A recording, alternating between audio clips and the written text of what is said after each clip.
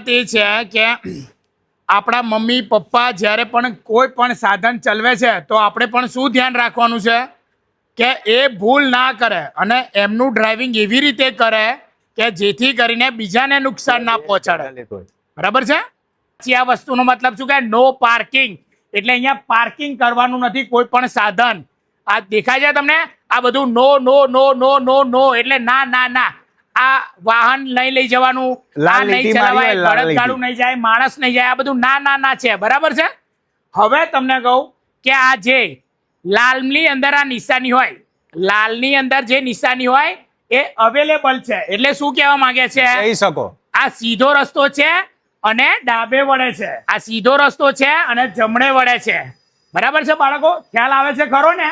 હા. તો હવે આ નિશાની શું કહે છે? બધા બોલો તો. આ કઈ તરફ વળે છે? બોલો બોલો, બધા બોલો. પેલો સરસ. હવે એવી જ રીતે આ નિશાની શું કહેવા માંગે છે? સરસ સરસ સરસ. તો આ નાની નાની વાતો તમને હવે સમજણ પડી કે આ જે આ રસ્તો છે તો આ રસ્તાનો શું મતલબ થાય છે? ચીકણો રસ્તો છે, કેમિકલ કશું ઢોરેલું છે. બરાબર? સરસ સરસ. આવા કલરના બોર્ડ દેખાય છે, આવા કલરના બોર્ડ દેખતા છે તો એનો મતલબ શું થાય છે ખબર તમને? કે એનો મતલબ એ થાય છે કે ત્યાં સુવિધા છે. એવું શું લખ્યું છે? આ પ્રશ્નનો જવાબ એક જણ આપવાનો છે.